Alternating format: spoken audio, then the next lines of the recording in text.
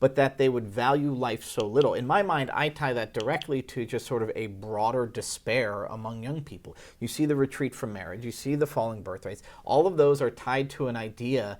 It's an idea that I think is largely bred by its secularism and our addiction to our smartphones. Welcome to the Debrief. I'm Tiana Lowe Doescher, here with our columnist at the Washington Examiner, Tim Carney. Tim, I want to talk today not just about tariffs, which are back in and back big, but also the cottage industry in D.C. that has emerged around them. We've heard everything from 20% tariffs universally to 10% to 25% on Canada and Mexico to 100% on BRICS. What is the strategy first and foremost with Trump's tariffs? And how is D.C. responding? So last time you'll remember he put in big tariffs against China as one portion, and then the other portion was trying to protect the steel and aluminum industry.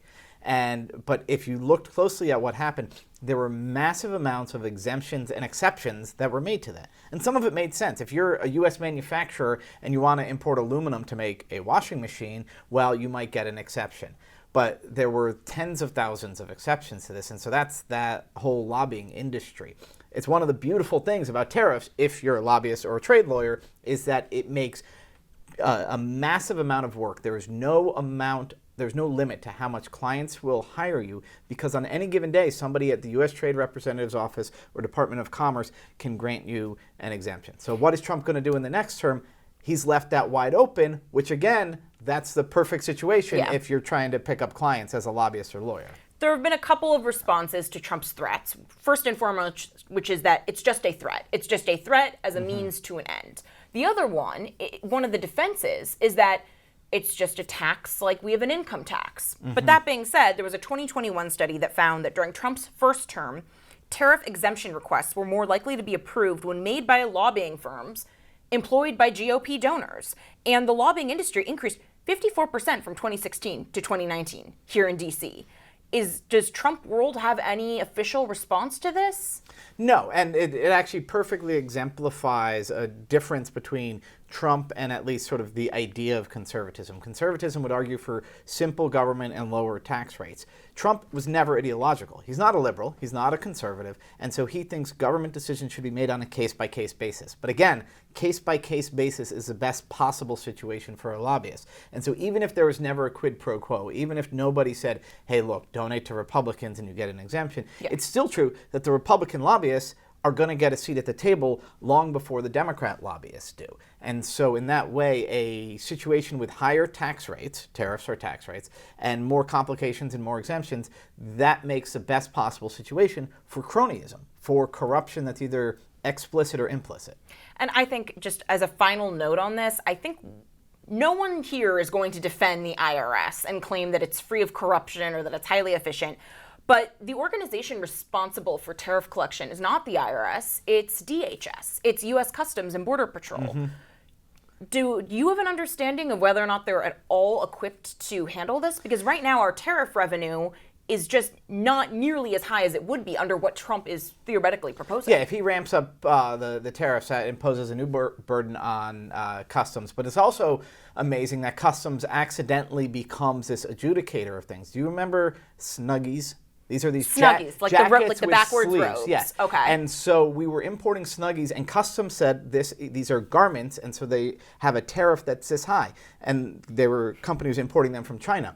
And that company said, no, these are not garments. This is a blanket, and blankets have a lower tariff rate. And so the Customs Department, which didn't know how to do this, had to adjudicate whether this blanket with sleeves was a garment or a blanket. Again, the agency is not equipped to try to make those sort of distinctions, but the more fine distinctions you draw like that, the better it is for the lawyers and lobbyists. And especially if DHS gets its way and they're executing the largest deportation operation in American history.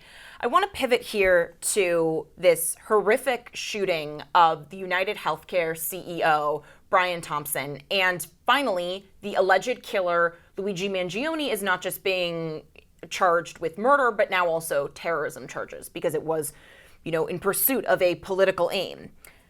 We have a couple of new really disturbing polls. First one from Emerson shows that while 68% of the country overall said that the alleged murder by Mangione is unacceptable, 41% of adults under 30 approved compared to only 40 who disapproved. And within the age bracket of 50 to 70, the approval was only in the single digits. Yep. What gives? So, and the amazing thing is the people who have bad experiences with health insurance, for instance, are primarily not going to be those 20-somethings. So this is not a sort of a lived experience, as they say. This is an ideology. But what's disturbing is not just that, there's nothing new about people hating certain companies, especially insurance companies, but that they would value life so little. In my mind, I tie that directly to just sort of a broader despair among young people. You see the retreat from marriage, you see the falling birth rates. All of those are tied to an idea. It's an idea that I think is largely bred by its secularism and our addiction to our smartphones. And for young people, it just leads to this idea that you see other people as they call them non-player characters, NPCs, and don't see an actual value in human life. And I think that's a broader trend. And as these folks go from just being, despondent goth high schoolers to adults who will say out loud in public to strangers, yes, I think it's fine to kill people. Well, I think this is going to be something we really have to wrestle with. Yeah, but what's the difference between these generations? Because YouGov basically confirmed your thesis. Among under 30s, Mangione has net +9 approval, way too high.